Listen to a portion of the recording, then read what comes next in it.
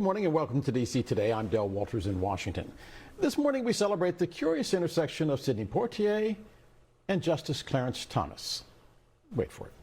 Later today, the president is going to travel to Georgia, where once again he will try to prove that the founding fathers meant what they said when they said that all men are created equal.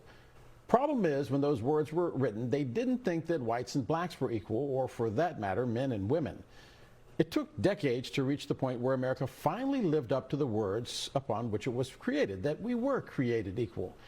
But think about this. As recently as the 1960s, there were questions raised about what would happen if blacks and whites lived together. Remember that scene in Guess Who's Coming to Dinner when a black man, Sidney Poitier, dared to ask to want to marry a white woman and was asked what would their children look like?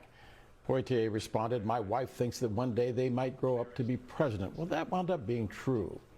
So fast forward now to the Supreme Court and Justice Clarence Thomas, a black man now married without consequence to a white woman.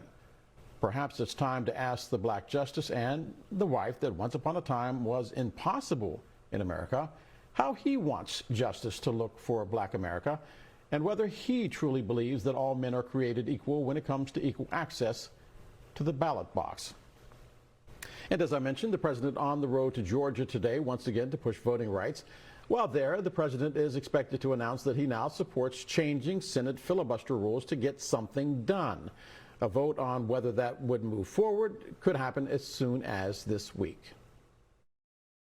The time has come to act to defend democracy and protect voting rights, even if it means changing Senate rules. That was Senate Majority Leader Chuck Schumer on the Senate Every floor single on Monday, lover of democracy. one day ahead of the president's planned speech in Atlanta. Chuck Schumer. The president will push voting rights legislation. Paul and Nancy Pelosi. Democrats and the White House say there is an urgent need to safeguard free and fair elections in the U.S.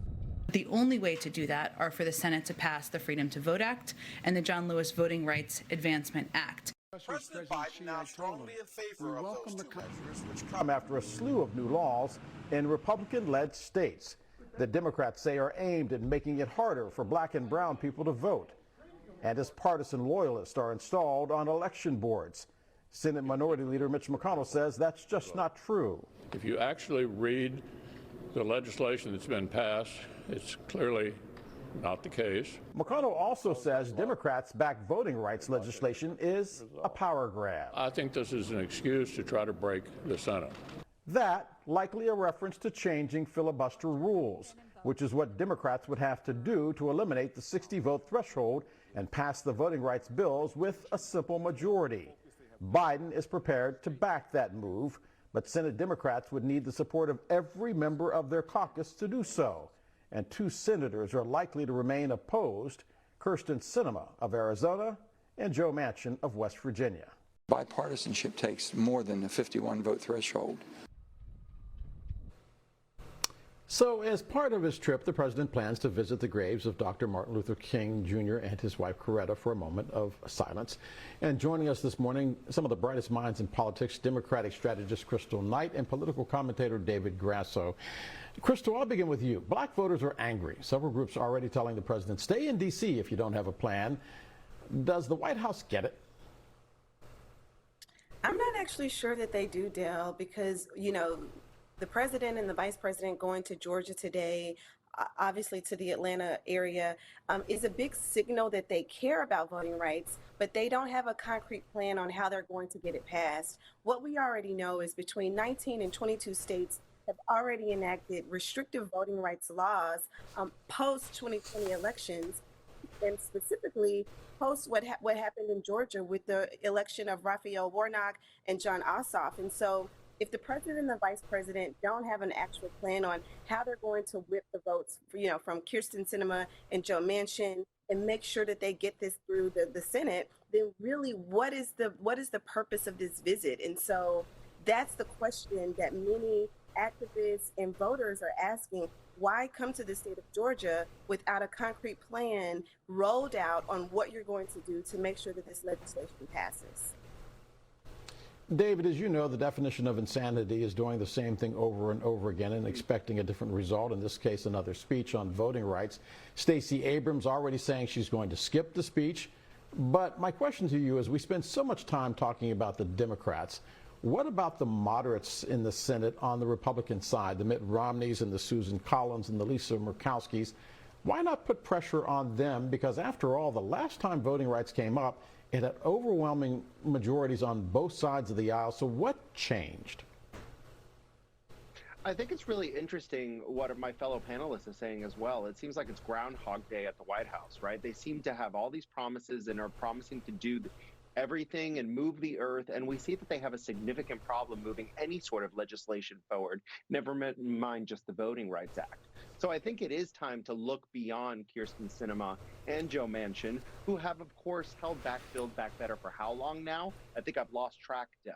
So I think we're in a situation that we're going to have to look more expansively if you are a Democratic strategist looking at advancing this bill. Because as it stands right now, as we can tell by Stacey Abrams completely skipping the speech in Atlanta, there is no plan. And of course, life, just like politics, is a game of expectations. So if you can't deliver, why are you doing a road toward promising things you cannot deliver? Crystal, it's the midterms. My mother used to always say, don't let your mouth write a check your body can't cash. What alternative do black voters have if they decide to punish Democrats by staying home and not voting? Because guess what? Guess who wins? Yeah, that's a great question and a great, scenario that, many voters will be facing as it relates to the midterm elections. The alternative is just more apathy, more disengagement, more rhetoric on, both sides of the aisle, really discussing why Black and brown folks are not getting out to vote. But really, we cannot, move this Democratic agenda forward. We have a Democrat in office at every single level currently until the midterm elections, pending what happens.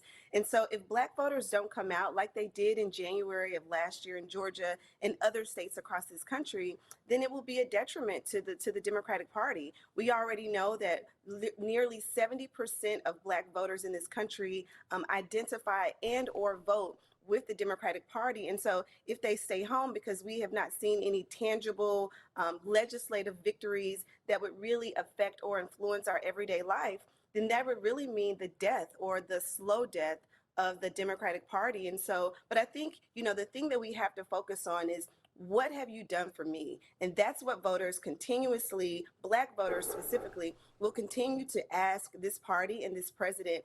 What have you done? Have you increased the child tax credit? Have you given me social spending plans through the BBB Act? So many other things, many of the legislative things that they're trying to tackle that they haven't, unfortunately, would greatly affect the Black population in this country. And when they fail to pass those things, they fail Black voters. David, this may be the impossible question to answer, but what changed in America that now voting rights is such a big deal? We opened up with that scene from Guess Who's Coming to Dinner, in which the question was asked of Sidney Poitier, what will your children look like? And he said, well, my wife hopes that one day they grow up to be president of the United States. We've lived through that. We now have a Supreme Court justice who is married to a woman, from the opposite race in Virginia, in a state that banned that marriage, and he doesn't necessarily think that blacks are really being set back. I mean, if that's not progress, I don't know what is. What changed in America that this has become such a big deal? I mean, it ain't like the old days in which somebody would say, some of my best friends are black, or some of my best friends are Hispanic. We are now a multicultural society, so why is this so tough? I think every movement in America, Dal, there's an opposite and equal reaction to progress. I think it's completely normal throughout history. If you see everything, there's always ways to move things forward, and there's certain groups of people holding things back. I think when we're looking at the Senate and the arcane rules by which the Senate operates, the filibuster is actually damaging to both parties because it limits progress on both sides. Democracy is about imposing the will of the people. And I think if you just had a simple majority, both Democrats and Republicans would be much happier because they would be able to pass and also repeal what they like when they're in charge. As it stands right now, I think no one's very satisfied with our decision because they don't really see a lot of momentum forward. And as the midterms approach, I think it's really important to remember, as you said, what have you done for me lately? I voted for you at the ballot box, and I would like to see results. Whether you're a Democrat or a Republican, I think politicians have to deliver, and that's the most important thing we're thinking about when we're casting our vote. Crystal, 30 seconds left, and they're yelling at me already, but let me ask you this. Is it fair really to boil this down to race? Mitch McConnell married to an Asian woman. Like I said, Clarence Thomas married to a white woman. So why are we talking about this in terms of race? Is this nothing more than just crass, plain politics? Well, I think we're talking about race because we're talking about black and brown voters really holding up this Democratic Party. And we have white senators holding up the Democratic agenda. And so when you think about that, yes, race does play a factor in this discussion, but because, these are things that the party needs, and then these are people that the party is holding up. And so I think that's why race is such a big factor in this entire discussion. But would it be a factor if they voted like Clarence Thomas? Just something to think about. Is it the color of the skin or the content of what box they check in the ballot box?